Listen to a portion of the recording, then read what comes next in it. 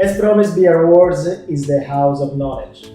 So many athletes ask about recovery, but then when instructed by the coaches, do they follow the right routines? After exercise, fluids and fuels lost or consumed during the exercise must be replaced, body temperature and regular cardiovascular function must be restored, and damaged tissue must be repaired.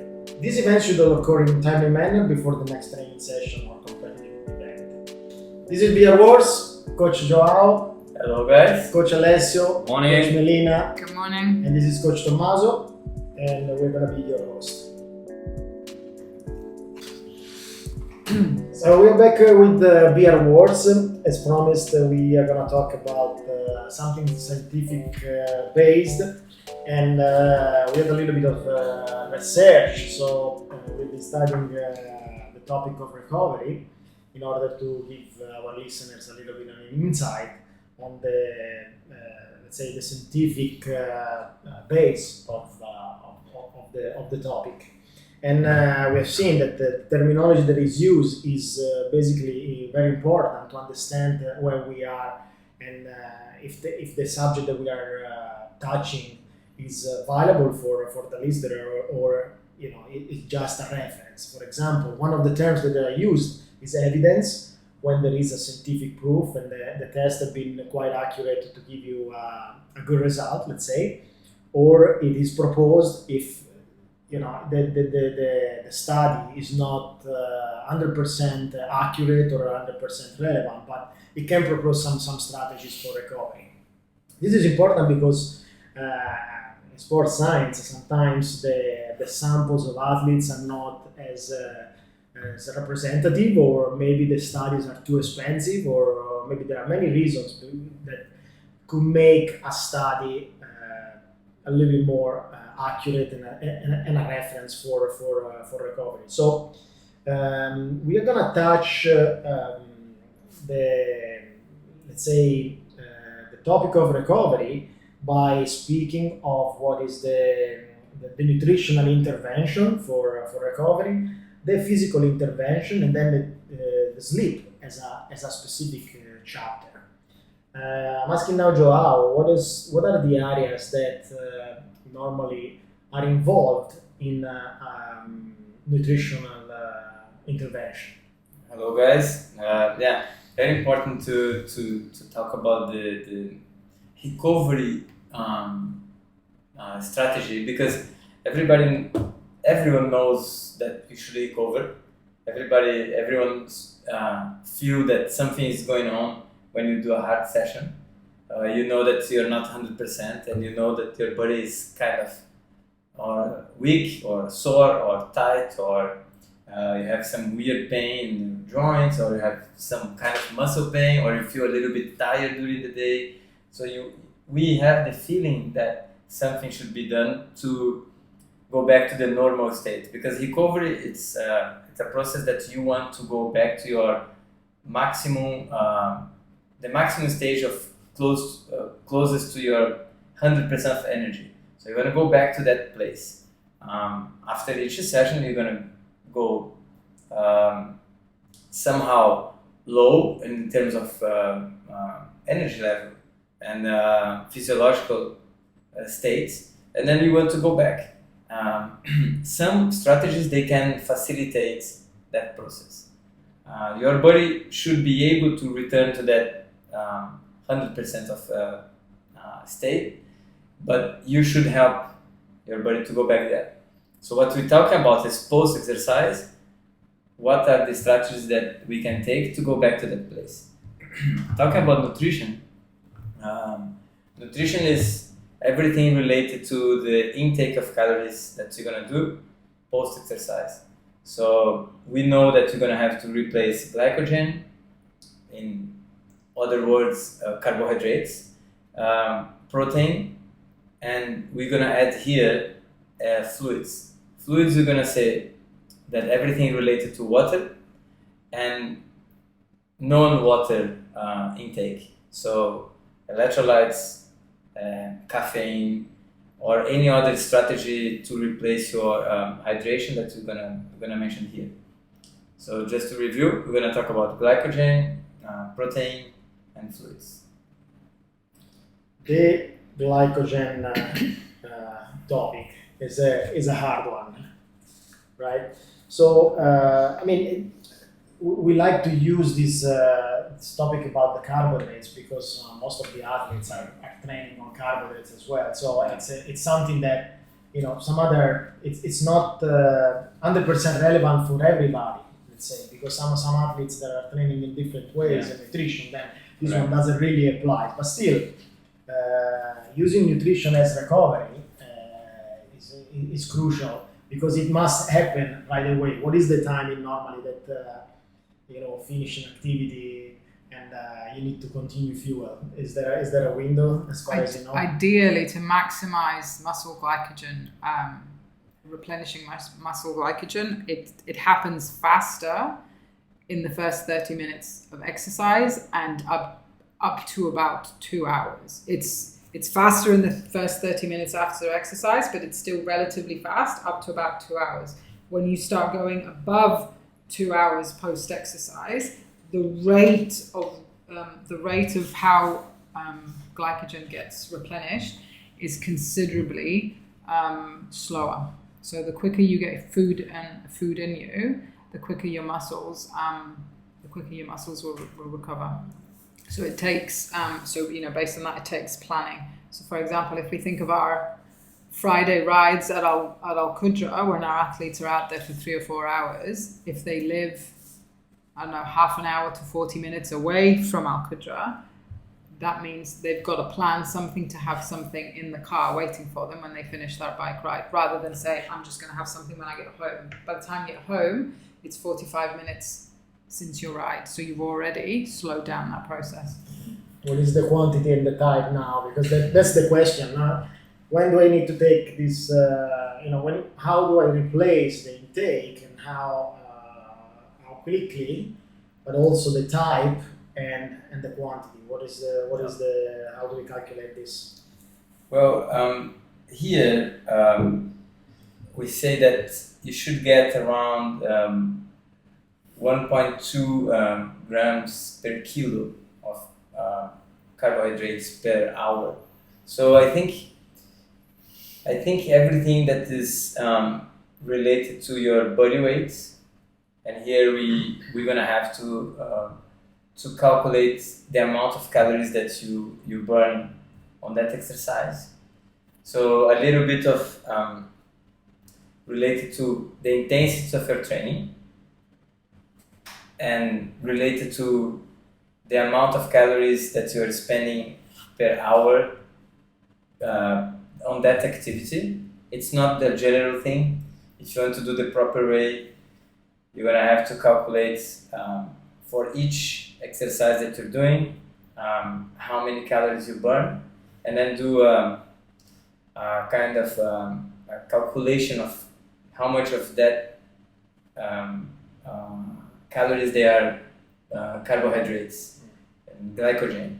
But they're gonna change a little bit, depends of the intensity of your training. What we know is that usually we're gonna burn around, if I'm not mistaken, 500 calories per hour, a little bit more. So we need to calculate that amount in carbohydrates. I think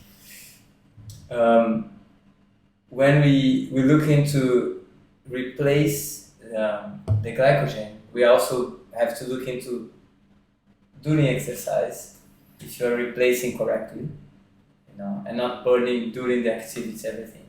So we are talking about post-exercise, but also you start from the assumption that you did well. How did you? Yes. Let's say we did well. Okay, and now for replenishing those carbohydrates, we are considering this article that we get in a reference is saying from 0.7 grams per kilogram per hour to 1.2. Okay, Yeah. that's a reference over the 24-hour period. Okay, and we give you this article details in the notes of this episode. That's a big quantity. right? Yeah. So the tendency of most of the athletes is to have a large meal right away, which sometimes is very difficult to digest, because if you consider that you have to get all this quantity of carbs, I mean, you cannot eat half a kilo of pasta, let's say. You know, you need, I mean, I could, but you know, I've done it, but it's not. You know, it's one of the strategies to replenish these carbohydrates is to use maybe more short meals. Yeah. And this is just proposed. Evidence is these numbers. Okay, these numbers are evidence that is the quantity that you need. Yeah. The way that you ingest this one is a proposal that maybe it's easier for an athlete to digest it if you have like more short Yeah, for meals. example, we can talk about something about 500 grams of carbs per day for a guy with 65 kilos. Yeah. You know, so then you can, of course, you're gonna have to split that and divide that amount of carbohydrates along your way, and you're gonna get from different sources. You're gonna get from your breakfast, from your lunch, from your snack, from your dinner, from the snack. So, but you need to calculate.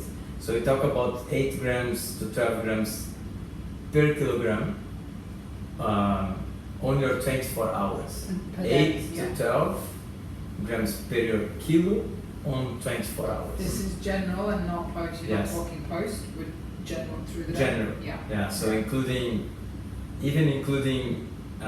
whatever you ate during the training. So you have to calculate that as well. On your 24 hours. Now what people do a lot of mistake in nutrition, and especially triathletes, they think they're gonna eat less and lose weight. Right? So I see a lot of people skipping meals. Oh, I feel a little bit, I have extra here, I have extra there. So I wish I was 2 kilos lighter. And then what they do, they skip meals. When your body understands that you're not eating, instead of burn, your body gonna reduce your metabolic expenditure. So your metabolism gonna go slower, right? So now, if I want to burn calories, what should I do? I should increase my metabolism. So whatever I eat, I digest, right? What people are doing now is take one meal, they feel full, which is normal, and they think that meal is gonna get them fat. So they skip the next one, they skip the next one. Now your body and your brain, they think there's no food available, and they slow down your metabolism. And then what happens is, everything you eat, you store. There's no burning anymore, right?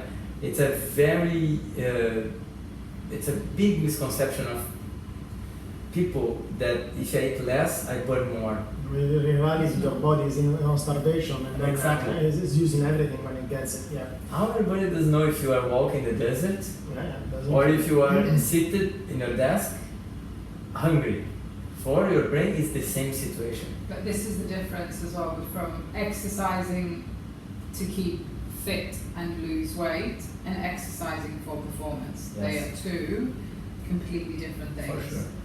And this is what those that are training with specific performance goals in mind need to be extra careful with how they're managing that, because if they're trying to lose weight and they're skipping meals and dropping their calorie intake, all they're doing, aside from not losing weight, is they're affecting their performance ultimately. And Big time. yeah. I think Lucy Charles know those more into triathlon, they know who's Lucy Charles. And I think I read something about 6 months ago that she said that one of the biggest changes in her performance was to eat more. Yeah. Because you know her, she's super skinny and super fit, and probably like, I don't know, 10% of body fat, which for women is very low. She was going wrong thinking that she should eat less, because we always gonna feel that we have a little bit here and there, you know. So then she thought that going lighter probably would be the strategy, and then again eating less. But imagine how many calories she burn per day. How many calories do you think a pro athlete burn per day? 5,000, 4,500. So if they don't replace that amount of calories, they go into a deficit calorie process, lose weight. weight loss. But if your deficit is bigger than 300 calories per day, so let's say you should eat 3,000 and now you eat 2,500, which means that it's too low to keep performance. Okay? So ideally you want to have a deficit of 200 calories per day if you want to lose weight. It's a very slow process. 200 calories. So you should eat 2,500, you take 2,300 on the dot. But people also don't know how to control it. So though this is nutrition plan, thinking that you're eating and trying to figure out what you're eating without a plan, without talking to a nutritionist and calculate, is just guessing. I think this happened like 3 years ago, if you remember, Lionel Sanders walking the marathon in Kona. It's because he saw himself bloated 1 week before the race, and he went into weight control, because I'm weighing 1 kilo more than what I was supposed to be. And at that point, he reached the race day that he was completely depleted. I remember that he walked, and he's a guy that he tests himself in everything. And he exposed himself. I like that. And I remember Maka before we Kona. I read that he took him 8 races to find the body weight to win Kona. So he was testing, let's say, 63 kilos. Not strong on the bike. 63.5 to have on the run. 63, and then the body, the muscle mass, because the ratio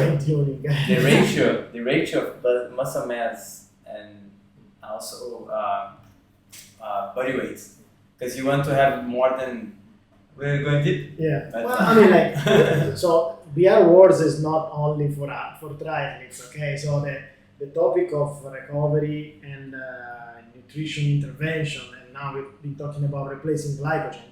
It's through the spectrum of sport. It's not like only triathlon. So we don't want the people that are listening, these are always triathletes and they're talking about this. No, it's related to any kind of sport. So the message here now is to calculate what you need and to get it promptly and to get it in a way that you can digest it. Okay, science helps you in the quantity. Okay, the way that you get it, it's a little bit more related to you. But I believe that the type as well of carbohydrate that you need to ingest, it's significant. Here on the article is using the terminology that is consuming high glycemic index foods results in faster muscle glycogen resynthesis compared with low glycemic index food. What are these? The high glycemic, Alessio, high glycemic index foods? Yeah, it's some food like sugar, and is a quick, simple sugar like fructose, for example, the sugar of the fruit, and is high index in case the blood can be released quickly around the body with the blood. So it's different like pasta or rice. That takes more time to be absorbed and digest and everything. So they can release slower on the time. Step back about timing, Melina said, and other sports. I remember, I don't remember because I wasn't born. Sorry. But I studied soccer players, football players of Serie A in 80s. They used to eat pasta straight after the football match and on the bus on the way back home. So just 20 minutes after the match, they have a plate of pasta and eat to recover. And in that case, the research were we knew less than now, so the pasta was a must. Now we know a little bit more, and The other strategies. Yeah, we go ahead with the other. There are also some mixed opinions about co-ingesting carbohydrates with other Yeah, things, important. exactly. So, what is the catch? What is the other thing that we need to replenish after workout? Yeah, so the funny thing is, it's a chemical Reaction. orchestra going on in your body. You know, we talk about food and we talk about water, we talk about electrolytes. Our body doesn't care about whatever is coming inside. He cares like, is this what I need? Is this the molecule that I need? Is this carbohydrates? Is this protein? Is this water I'm gonna use? So if you give what your body does not need, you're just gonna waste. What we know is if you combine protein with carbohydrates, you facilitate the recovery of the muscles because they go as a unit to your cell. You need to create a proper environment for that chemical reaction, you know. So to help the carbohydrates to get into your cell, if you eat with protein at the same time, you kind of open the gates of your muscle cell to your carbohydrates to get into. Right? So I would recommend you always have your banana and your protein shake after the session. You know, direct 30 minutes, like Milena said, unless you're gonna have breakfast with that window. So you're gonna have your eggs, your acai bowl, your oats or your croissant, you know, whatever you're gonna have after. But with that window, you should mix proteins and carbohydrates at the same meal to facilitate the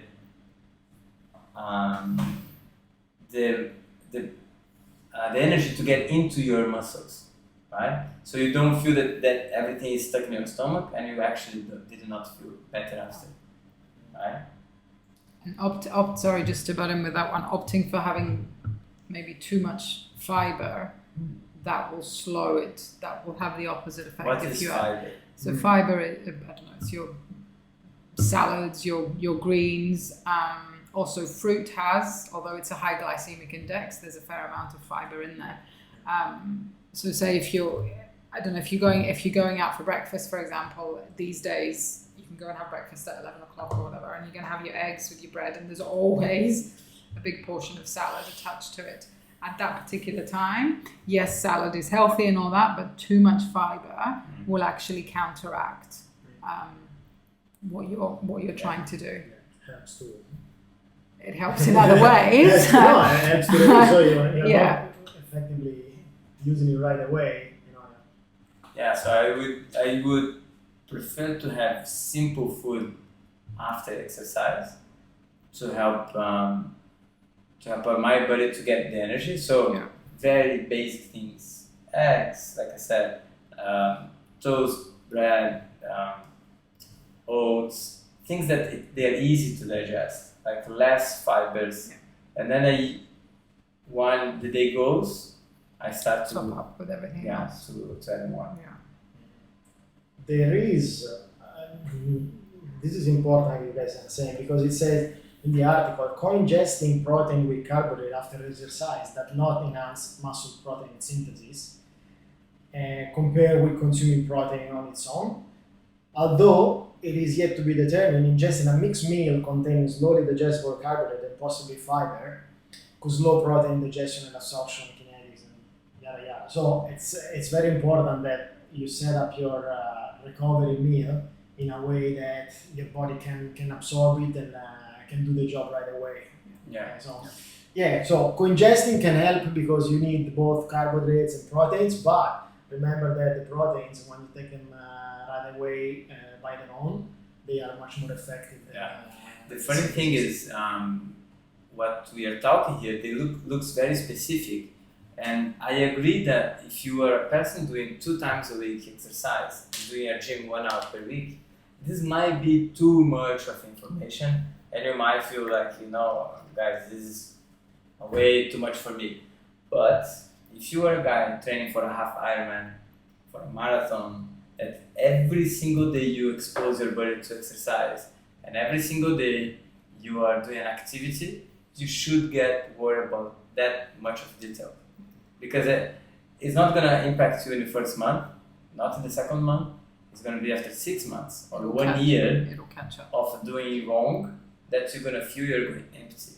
Because our body is a crazy machine that can adapt to almost everything, but also can push so further to your limit that you might be able to do a year of wrong nutrition, but you're going to feel after. You don't want to stretch it. And this the other thing, based on what Joao just said, there's also the difference with you can keep doing that. You can gradually get your body almost running on empty, and you can still get through the training.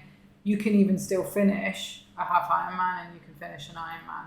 But there is a difference between just taking part and finishing and performing. And I don't necessarily mean a podium, but performing to what you want to do. So when people say, "Oh no, I can still do that. I can still train, for 4 hours. I can still finish a half Ironman." Yes, you can. A lot of mental toughness will come into that. Your body, like Joao said, will push through.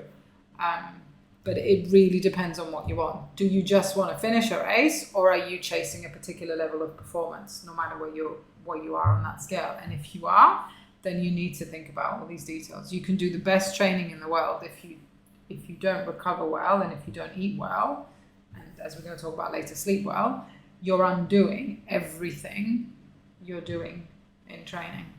Probably is going to be the topic of the next another episode. Seeing once we do these things wrong, what's going to happen to us. Let's take 30 seconds break, and then we come back and we talk about another nutritional intervention, which is the fluids. 30-second break. In order to take you to the next level, we have to know two basic metrics, which is where you are now, your base level, and where you are going, your final goal. For this reason, we create a system called BR stages. The BR stages consist in 4 levels. Number 1, fundamentals. Number 2, skills. Number 3, performance. And finally, specialization. We're back with BR Wars. We are attacking and trying to unfolding the myths of recovery. So we're talking about the nutritional interventions that require for recovery after any activity, any sport activity. We're not referring to triathlon specifically. We're referring to any kind of sports where our activity has some kind of intensity, let's say. And we talk about nutritional intervention, we talk about glycogen and protein replacement, strategies to use that are based on science. Now, the other area that we need to focus is the fluid replacement. As we know, changes in blood volume during exercise strongly influence the cardiovascular functions. So replacing the lost fluids after exercise is critical for restoring this cardiovascular function. And so most of the athletes ask, what is the quantity of fluids that I should use, after, or maybe they don't even ask, okay? Because it's a topic that the athletes are not aware. So is there a specific quantity that athletes should use in terms of fluids, and what is the type of these fluids? That there are, let's say, mixed opinions about this. As a general rule of thumb, like the easiest way to calculate it, you just your aim is to try and replace 150% of what you've lost during exercise. And the easiest way to calculate what you've lost is to jump on the scales before your exercise, and then jump on the scales after exercise, and whatever that difference is, so whatever you lost, you try and replace 150% of that, or sorry, not replace, you try and drink 150% of that with the aim of fully replenishing. Along the day. Yeah, not in one go. Yeah, sorry, that's a good point. Not in don't do it in one go. If you take it on in one go, you're actually not going to take it all in, and you're going to get rid of it. That said, it's not just about drinking water, and athletes generally, you have to be careful with your water intake. You have to be careful with your water intake before a race. Before a training session, and after. Just drinking plain water can actually counteract what you're trying to do, because it will actually flush out your system from electrolytes and minerals that you need. And sometimes you see it happen before a big race. The athletes will just drink water every day, all day long, in the lead up to a race, and all they're doing is flushing out their system, and they can end up in real trouble with hyponatremia and losing all their sodium. So just plain water, you try and avoid it, and you aim for electrolytes. Make sure you're replenishing your sodium, so the body can absorb it better, and you don't end up excreting it all. If you guys that are listening, you see a term in some publications which is called osmolality. This is what Melina is talking about. Basically, water is washing things, and the percentage of let's say minerals that you should have in the blood now is washed with that, and the concentration that you should have now is in deficit, and that's why water only doesn't stick. That's why you need some kind of electrolytes or minerals. What is the rate of hydration that you cannot just finish a race, an event, or a workout and just plug in a couple of bottles of fluids? Is there a figure that you recommend, Alessio, to your athletes? Depends to the condition, of course. If you race in a hot condition, your sweat rate is higher, so you need to replace more fluids.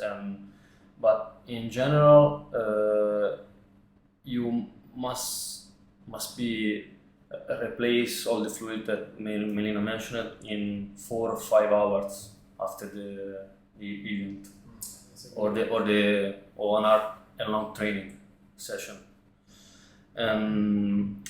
About other fluids to rehydrate, is better avoid caffeine and alcohol, because there are some diuretic substances, and they don't help you to rehydrate, but it's the opposite, because it's diuretic. So like Melina say, if you flush out, and the dehydration condition still continue. And this is evidence, eh? So Yeah, this is more evidence. than Some people, they are on their coffee cup also during the day. Yeah. Sometimes we don't consider, but these products, while you are hydrating for a race, now you're drinking a coffee. So this is also a strategy that I like to use with athletes when we're approaching a race. Okay, try to reduce the caffeine.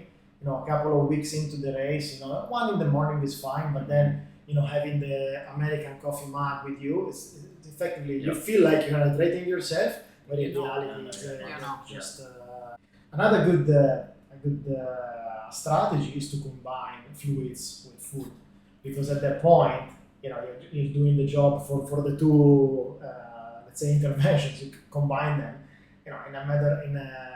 in a way, logistics it comes a little bit better to combine these things.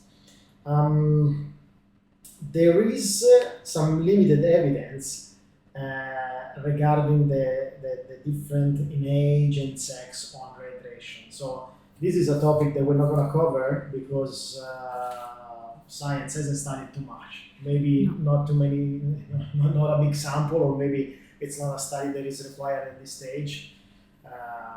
But that's about it. Anything else you want to add about nutritional intervention, fluid replacement? I think Out. I think asking it. You know? You want me to cut? It's okay. Okay. So Sorry. we have been talking about nutrition intervention and fluid replacement. Anything else you wanna talk about fluid replacement? I think overall, we have to be as close as possible to your individual reality, not guessing too much. That's why you have nutritionists in BR that could help you to calculate those numbers. It's very risky to hire a meal plan company to calculate for you that, because they have a general idea of what you're doing. They have a general idea of how much you burn per day, your need for triathlon or your sport. I think overall what we're doing is trying to teach you, our guys, that they have to be as specific as possible, as individual as possible for their reality. If they spend 12 hours in the office without having access to proper nutrition, if they have to cook before, if they have to order food from where they're going to order, if they have, AC can dehydrate you a lot because you feel you don't need water and you feel a little bit cold, so you are not drinking water. The air is a bit more dry. All of those aspects, they're going to play with your performance. As much as you can, you should be specific on the nutrition and fluids intake. If you were feeling every session empty, or if during the day you have a big drop of energy, be sure that you're doing something wrong with your nutrition. If you wake up and you feel hungry all the time, or you crave for sugar, something is going on with your nutrition. You might be missing something. If you get sick too quick, if you are always feeling a little bit under the water, and if you are not sure if what you're eating is correct, you should be looking for help. You can talk to our front desk, because it will affect your performance. I think that's the main point of. Put it into the team that you want to have around. Okay, Yes. It's not only the coach; it's also this type of help that you need. Okay, let's take 30 seconds break, and then we come back with the physical interventions. 30 seconds break. Usually when a person is stressed and they're trying to work on healthier habits, and that's what happens to most of us, is we try to work on healthier habits, but we have certain internal stressors that prevent us from developing those good habits. So we get stressed, and then we stop. So my job is to intervene right at the point where they start and where they stop, so they can continue. So I'm giving them the power and the tools to continue to build these healthy habits long term. Back with the awards. We just finished talking about nutrition intervention. Now we are talking about physical intervention. So on this one here, there are various strategies and techniques that have been developed for use in post-exercise recovery. And some of these interventions, like stretching, massage, hydrotherapy, have been used for a long time already. Maybe other like neuromuscular electrical stimulation, compression, vibration therapy, cryotherapy. They are pretty new. So there is some old practices that have been using with fairly good results. And then there are new practices that there is no really evidence, there is like proposed results, which are very marketed driven, let's say, but still they are on the market, and athletes, they are exploiting them, and then they come and they say, can I do a cryotherapy, can I do an ice bath? So we'll have a look also at this, because there are some good points, some valid points, until the researchers continue on the topics. The first area that we need to talk, that everybody knows about, is the stretching. What is the stretching thing? Stretching thing is actually a big thing, because it's started, I think, many years ago, where people started to overstretch. I think it was a misconception of if you everyone was stretch. stretching before, Yeah. after a long time. Yeah, so it was It was like a a workout. kind of a military thing that we got into gymnastics and then into exercise, and it became like if I don't stretch, I'm gonna get injured. And then research started to come up, science started to come up. I'm talking about 50 years ago or more. And then the science started to pick it up. People start to actually ask about, is it good? Is it not good? When it's good? So stretching is a moment that you try to, let's say, reduce the soreness of your muscle. That's what we try to do with stretch. So you have exercise and your muscle fibers, they contract, and then you feel a little bit tight, and what you want is to feel a little bit better. People use that strategy many ways. You have passive stretch, when you don't move. So you go into a stretch position and you stay there. That passive stretch you can split into deep stretch or short stretch. So if you stay longer than a minute on that position, you actually work with flexibility, not stretching. Flexibility is something that most of the sports they don't need. Few sports they need. Sports that they need to have a big range of motion, like when you throw things, or when you have, or gymnastics that you have to have a maximum range of motion to achieve a position. Then you do deep stretch. Triathletes, they barely need that kind of movement, and it's actually reduced strength. That's a little bit more of another topic. So we have passive stretch when you stay in the position, or active stretch, or dynamic stretch. That kind of stretch is where you use to get increased range of motion on your joints. So when you do swings of the leg, or you do rotations with your trunk, you keep moving from one position to the other and stretching your joints and muscles. That's stretching. And it's not even abrupt like some people could say. It's you're exploring your range of motion, so you don't have to swing like you want to kick a ball in the ceiling. Yeah. It's something that it's exploring, and it's warming up as well. It's very fluid. It has to be fluid. It has to be comfortable. It has to be natural. Everything that you do in stretching and doesn't feel correct, you should stop. Everything that you do in stretching and you feel too much pain, you should stop. If you have a kind of more like a muscle tear, you should not stretch, because you already have that fiber damage, and you're going to increase the inflammation in that area. So the mindset of if I don't stretch, I get injured, it's wrong. If I never stretch, there is a risk that I'm not helping my body to recover. So how much stretch should we do? That's the question. 10 minutes, 5 minutes, 15 minutes.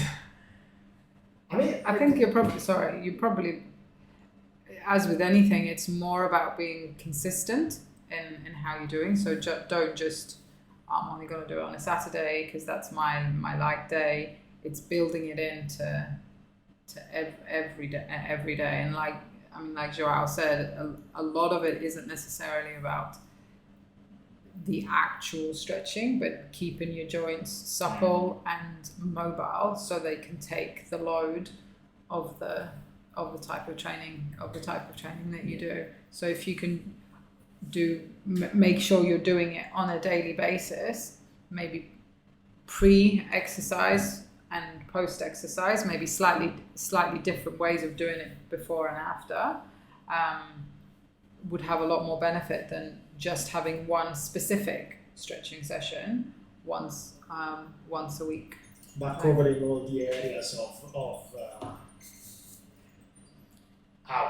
covering all the areas of the muscle That you're- areas that you've been that you are involved that you in are the activity. using. That's Yeah. very important. Now I want to tell you something now, give you some history information about stretching. So here on docpods.com, the history of stretching can be traced as far back as the time of the ancient Greeks. Hooray!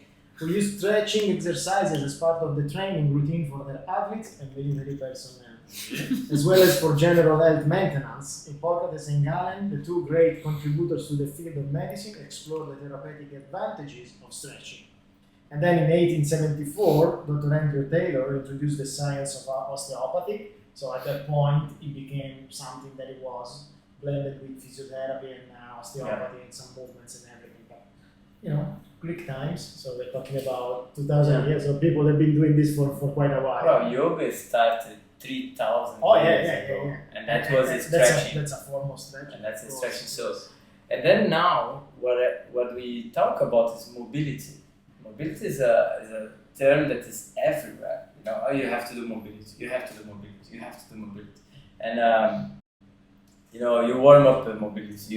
You finish with mobility. So mobility is, what is mobility? Mobility is a strategy of a dynamic stretch that you actually incorporate sequence of movements as part of your warm-up or cool-down strategy. So instead of I do one movement with my leg, swing back and forth, I will do few exercises including swing the leg. So mobility is a more sequence of movements that I try to do with big muscles. So let's say I'm gonna try to touch my hands on the floor, and then I go into a plank position, and then I'm gonna move my right leg to the side and rotate my trunk, and I go back. And I go No, this one you love it. So because it works the entire muscle body. So that's mobility. It's really important because you what you do, you release your fascia, and the fascia is that tissue that covers the muscles. When it gets tight and dry, you have less range of motion. When you have less range of motion, every movement that you do goes into a wrong position, and you start to overload the areas that you don't want. And I mean, this is one of the things that when we do the fitness assessments for people that come into our gym, that's what we're looking for. So when they're trying to do a squat or when they're trying to do a lunge, you can see if one area has reduced mobility, how it affects the movement. From a swimming point of view, for example, reduced shoulder mobility is going to have a major impact on your swimming technique, on how much power you can generate, and ultimately, if there's any major issues, repetitive movement on a joint that isn't particularly mobile can potentially lead to injury, and obviously injury will put you out. So it's important to identify those, which is part of the assessment that we do here, and then formulate a plan to try and address those or improve them. Another physical intervention that is quite popular is the massage. Unless you use it as a recovery. Yes, especially after and before the race, I use two kinds of massage. Away from the race is a little bit deeper because it's very strong before the race, yeah. And closer to the race, very light and just to activate my circulation and Assess. just feel that feelings really good. And massage is manipulating of tissues that can be done manually with fingers and hands, or mechanically, for example with the foam roller.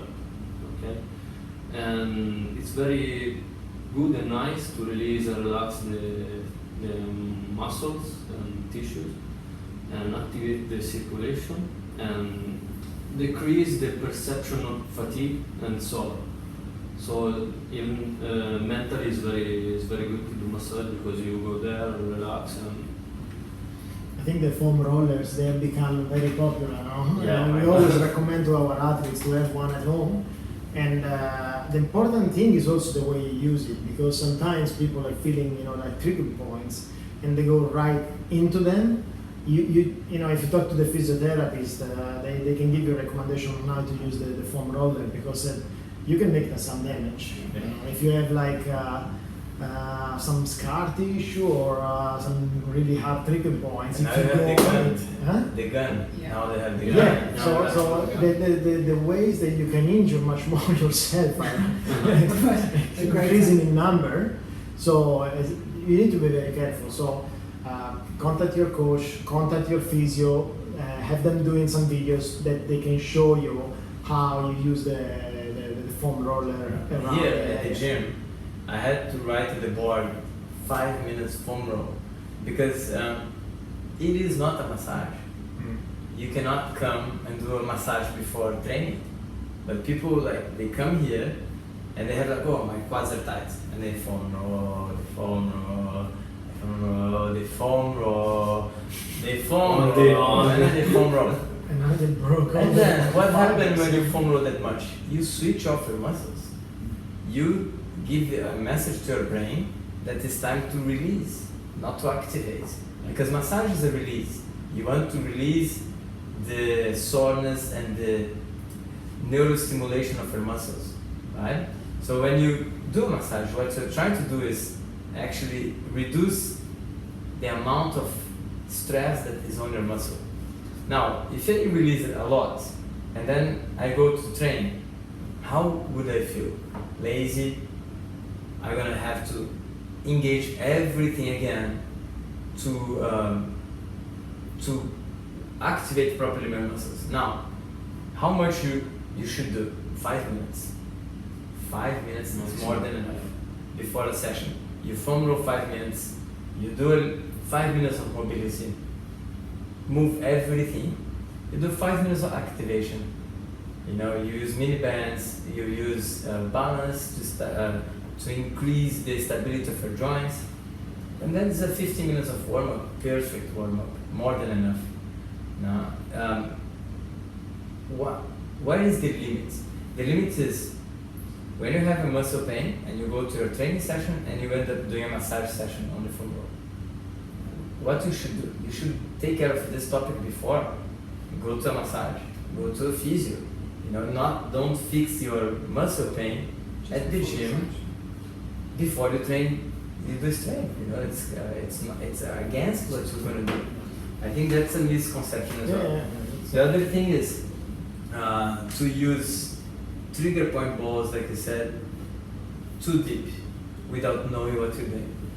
So those trigger mini balls, they're really good. They help a lot to release a trigger point, which is a point that's going to be connected to other areas of your body. So if you press your shoulder, it might release your back or your back, because the tissue is very connected. So you trigger one point to spread to the other points. Of course, what people do is when they have a pain, they go to the wall, they put the ball there, and they smash this out there. This is when you do the damage. Then Even more. Then you might press the wrong points and make it worse. We're going to talk about later about the other physical intervention. Another mechanical one, let's say, is the compression garments. Okay. So on this one here, we have mixed opinions. So it says the article that wearing compression garments to enhance post-exercise recovery is relatively recent. We've been using this for the last 10-15 years, and I guess you guys have been using that one. And but direct supporting evidence for the mechanism of of the mechanism of action of compression garments is lacking. Okay, so however, it's a proposed method. Now, the way they have been using this one, it's to the athletes when they are traveling. Normally, when they're traveling, your feet will flying, become like sponges and swollen. It's a good way to use compress socks, for example, or compress pants, something like this. Do you guys recommend this? Do you guys see this as a good tool, as a good Yes. strategy? I love that. You love that. But only as an addition. Yeah. So going back to what we talked about earlier, get your nutrition right first, get your sleep right first before you start looking at all these other things that also add cost to what you're already doing. Personally, I don't use them. The cost is quite high. That said, on occasion when I have used them post race, it felt a lot better and it helped. I always get certain issues around my ankle and the swelling's quite bad after a big race. It did actually seem to help. So there is an element that, like I said, the evidence is it's not conclusive by any stretch. And I would say it's one of these things that if you feel it's working for you, then carry on doing it. But get the other stuff right. This is just one small aspect and not the other stuff is been one. Because remember, the athletes, they live through routines and through rituals, let's say. Yeah. So if this is your ritual to use the compress garment, Then go for it. that's fine. Yeah, as long as you don't spend 24 hours. No, I mean like that don't, thing. Yeah. You know, or sleep on that because people they sleep. So the compression socks for me, they have two benefits. One is if you're flying and you have reduced blood circulation in the lower body, it helps to pump the blood back and the water back to your heart. So that's the small blood circulation that you want to increase, and it's really important for when you're flying or when you are walking a lot before a race. But as soon you stop, as soon you sit down, remove, because you want also your muscles to be awake. Yeah, it's not recommended to use it like from. No, it's not your pants. You should remove them. And the other thing is beginners. Sometimes in a race, when the movement is not strong, what happens is every step on the run or on the bike, the muscle fibers, they start to move in the wrong direction. So because the muscle is not strong enough to sustain that movement. And then the compression socks might help them, if they feel good with, to keep the muscles aligned and reduce the waste of energy on that specific muscle, calves and quads mainly. So they should try at the beginning of their triathlon journey until they get more strong, to avoid to have let's say wrong movements or less economy on their movements due to the lack of ability to sustain the proper anatomical movement. That's it. And at a certain point, fix also that one. And then slowly with strength, with routine, with more time, their muscles gonna do the job for them. Yeah. But at the beginning, they might need some help from. Yes, Yeah. you're right. Okay, we talked about physical intervention. We have a few more to observe. We're gonna take 30 seconds break. The BR cycling experience is based on two main pillars: a scientific power-based system and music. The power-based system allows us to measure the performance of each member in the class, and the music and the rhythm work as a trigger to the state of flow. We're back with the BR Wars. We talked about nutrition intervention for recovery. We're talking about physical intervention for recovery. Something that Joao likes quite a bit is the different application of hydrotherapy. What is this new thing going on? Is it a marketing thing or there is some pre-proposed effects? Well, I don't think it's just marketing. I think it actually has a positive impact in some people. It depends of how you use and how much you can also adapt to that situation, because we are talking about hot immersion and cold immersion, or both, hot and cold. And then if you really don't like the cold water, and you keep forcing yourself to use, you might don't recover. For example, if the person really don't feel comfortable in cold water, and you keep like trying to go there, and you just feel tired to try to be in the water cold, I don't think that's for you. The other side is hot water. If you don't feel comfortable in hot water, and you keep trying because somebody said it is good for you, but every time you go there, you actually don't feel comfortable, I don't think that's what you should be doing. But there are many people, they feel really good, especially with the cold water. It's nowhere that can reduce body temperature, body inflammation. It can also reduce soreness and the perception of fatigue, because it triggers your central nervous system, but it has to be in a certain temperature. It has to be a certain time. It's not something that you just dip in and go out and that's it. So we talk about between 20 degrees, minus 20, minus 10, and slowly minus, I think the guys they use here minus 8 degrees, sorry, to 12 degrees to start, but the research goes even lower, minus 20 degrees, which is a lot. And then depends of the time.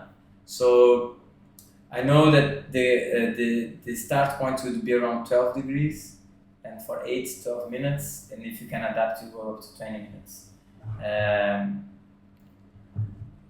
If you feel this is good for you, if you feel that the situation is making you better, I would recommend you to use that weekly. That's my recommendation. Only if you feel good after.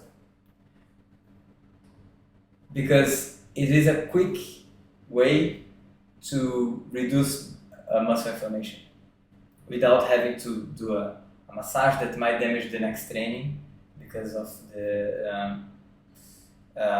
the possibility to actually increase the inflammation after the massage for 24 hours. You increase and then it goes down after.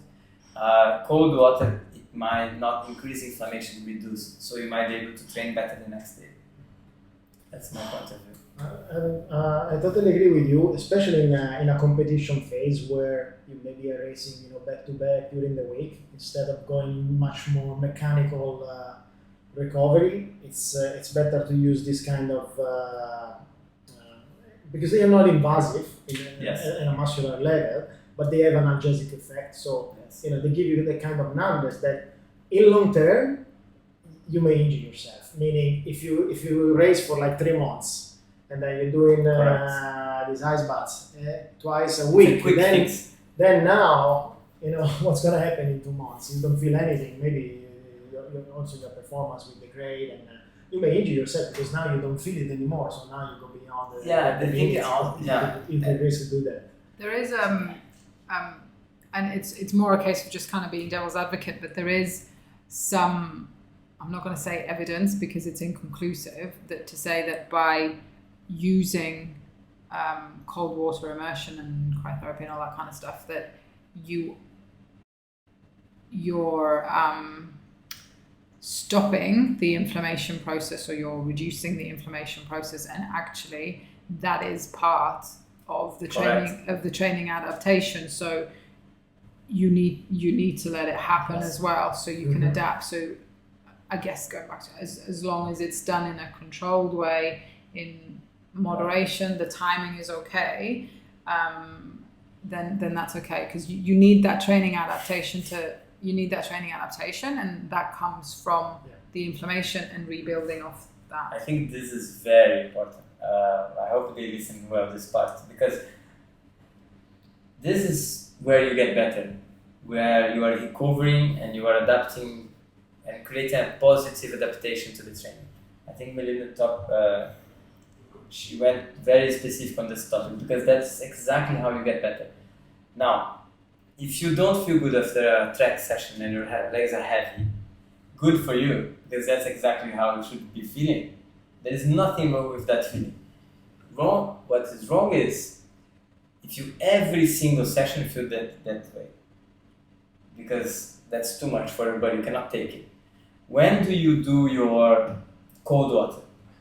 I would do after a long ride and the next day you have a run. So you have to recover quick for the next session, but definitely not every day. When you do your massage, in a certain period of your training, each 15 days, not more, because you need to teach your body how to recover by itself. You know, funny thing is, I never do massage. Never. I don't do massage because to allow my body to learn how to create the positive adaptation, I let it go. You know, I do massage when I feel there is a little risk of injury. Let's say my shoulders start to have less range of motion, and every time I do certain movements, I have pain. Then I know that I have the tissue in that area is wrong, but not to recover my muscles. But that's me. That's I agree that some people they really need, because even lifestyle, you know, if you sit too long, I have the benefit to walk a lot during the day, so my body's there, my muscles they are always in movement. If I sit too long, I'm sure I'm gonna need a massage. I'm sure. But yeah, back to Melina's topic. I think learn your body, learn how to read it and the situation, and learn that some kind of pain, they are really good for you. They're very important for your body.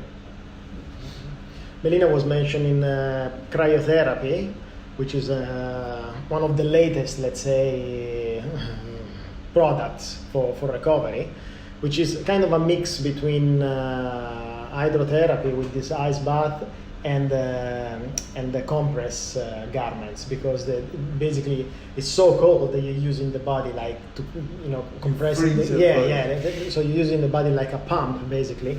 And also in this one there are a little bit of studies that reported improvement in performances, and honestly I've been using this one because I was using localized for my Achilles when I injured myself. And it was helping a lot, because at that point, you know, I wasn't racing, but I wanted to try to train.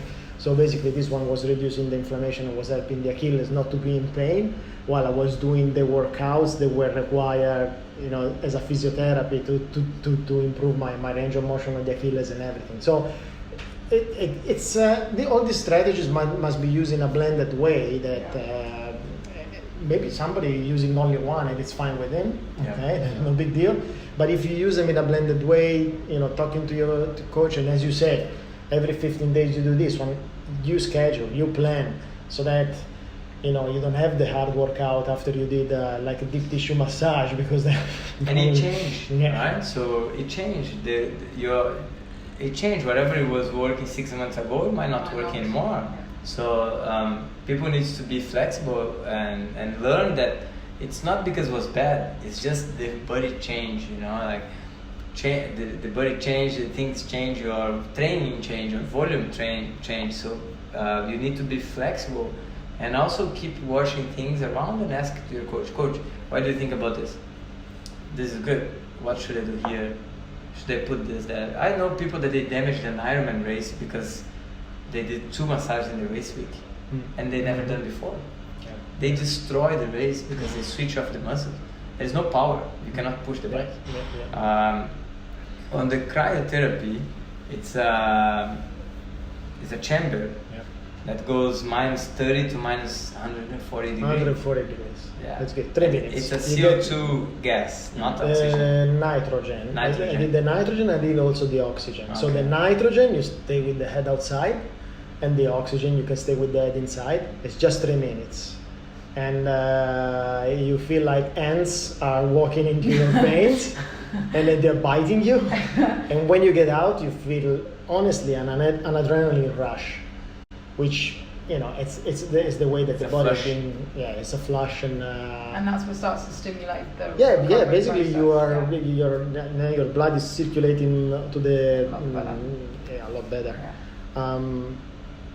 There are some studies, that I can provide the science on this because I contacted the Italian Federation of Triathlon. They have one chamber in the Italian Sport Federation. They have one chamber in Italy.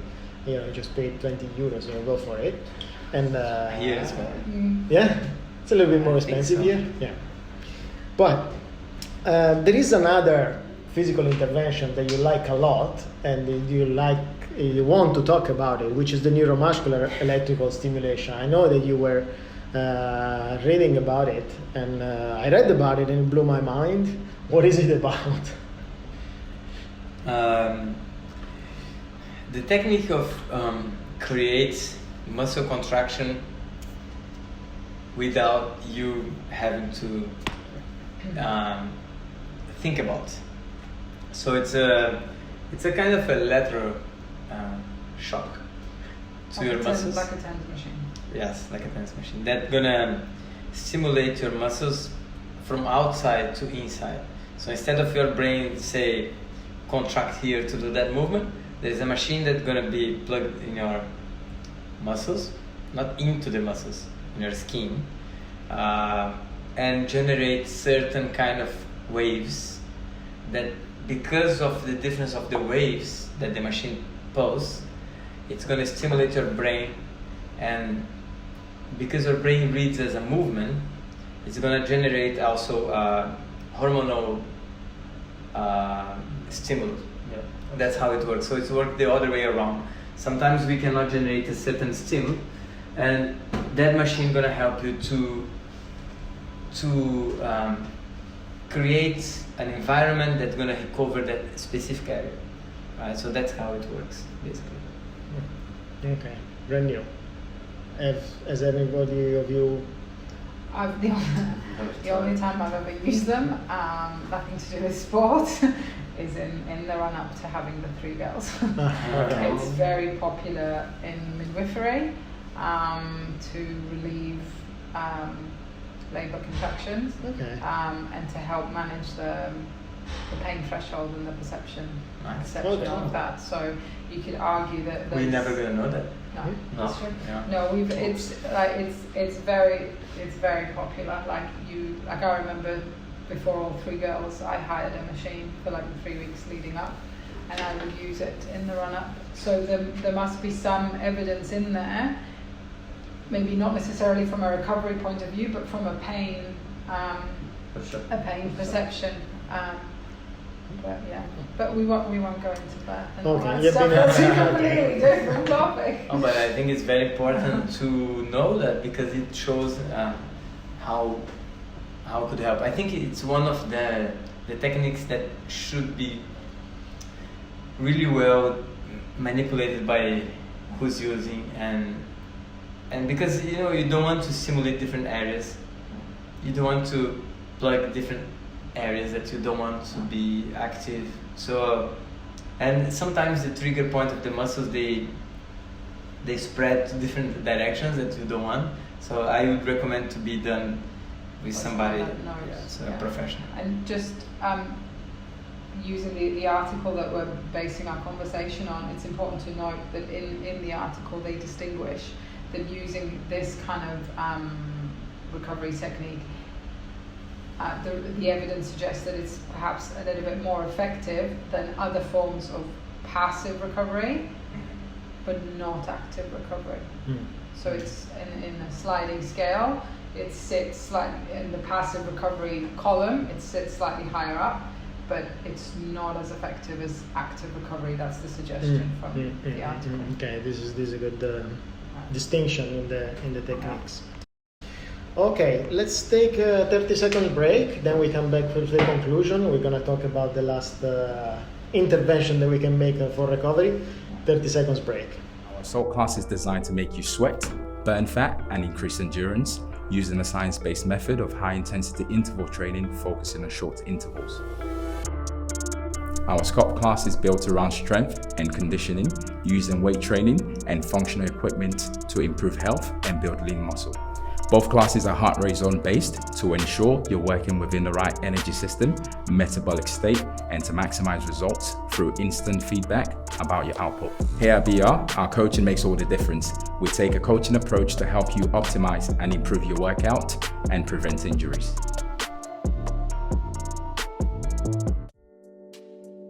So today we try to explore recovery a little bit more from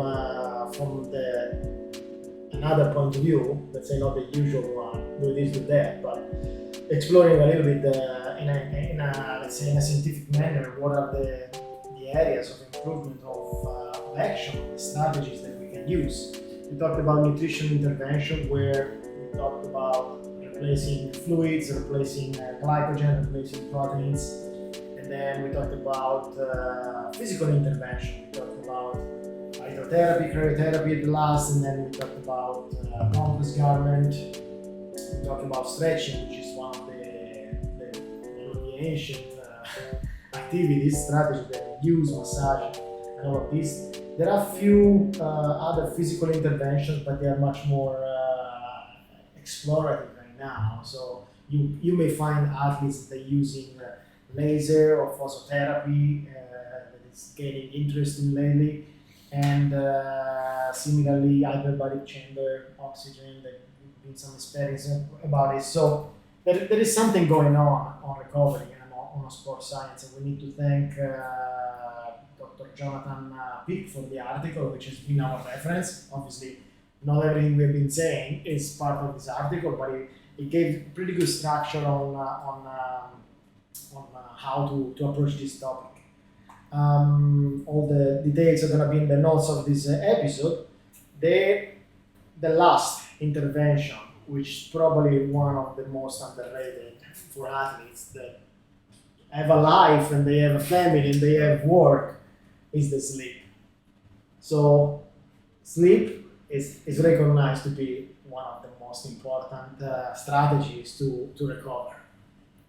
Why athletes don't they sleep? Why they don't feel like it is an important topic? I mean, you see nowadays we can track athletes' sleep, and we see 5 hours of sleep. Is that enough? Not at all. No, and I think it's you hit the nail on the head there when you said that people that have a life and work and all that stuff, and this is the issue with. We're not talking elites here and pros, with age group triathletes, age group athletes, doesn't have to be just triathlon. They work 8, 9, 10 hours a day. If they've got family and kids and other obligations, they are trying to cram a lot into their day. And the one thing that in their view is expendable is sleep. Because they can function on less sleep. They're not functioning optimally, but they can. And they would rather complete a workout than not complete a workout, than not even start a workout, than sacrifice, than sleep. So they will do whatever they can. The issue is, like you say, 5 hours, if they're consistently getting 5 hours, because they're working long hours, they're getting up early to go and train. They might be training after work as well. Consistently sleeping under 6 hours there's been a few studies in the States that, we can't generalize, that consistently sleeping less than 6 hours a night will reduce your exercise to exhaustion time by 30%. So you'll get tired 30% quicker. And the first muscles that fail if you're not sleeping sufficiently are your core muscles. Now, if your core muscles go, your stability goes. It means there's more pressure on all your limbs to do the work for you, which means you're going to get injured. And then it's just one catch-22 circle. So, the article using a nice terminology, which is good sleep hygiene. Okay, so athletes they have a poor hygiene, sleep hygiene, and so. One of the strategies is also napping. I've been using this one a lot, probably because as a military, during the beginning of my career, we were not sleeping that much. Yeah. So I'm still able to lay down on a couch for 20 minutes and recover. Okay? This is what my family is like. Oh, that is taking a power nap. I wake up and then I can go for And a you're good to go. easy. So, but there is proof. Some of these endurance athletes have been exploring the Arctic or the mountains. They use the power nap also because they cannot sleep. So they've been using these 20 minutes or 15 minutes, whatever is required for them to recover and keep pushing. And then at the end, they need one sleep-off hygienic type of sleep proper. But this one here can be used as a strategy as well. Now, as an athlete, don't get confused with the pre-competition no sleep. Okay? So that one, it's allowed. And then it's gonna happen. Most of the athletes are gonna have something like this where they cannot sleep the night before. They sleep 4 hours, which is fine. If you've been disciplined before, it's fine. Okay. But this is really an important topic. Probably we're gonna have another full chapter on this because also this one we know that technology is helping a lot nowadays. They're selling devices. All the Garmin's, they have something that is tracking the sleep and is giving you the HRV and all this kind of rest heart rate, quality of as well as the quality of sleep. All the phases in between. So we need to talk about this. It's a whole episode in itself. Yes. So let's conclude our episode. Okay, we talked about. We followed the article that is in the notes to give us a little bit of structure on our episode, and we have identified into the nutrition interventions the importance of replenishing glycogen, proteins, and fluids. Okay, and some of the strategies to do that into our training plans, into our workouts, at the end of our workouts or competitions.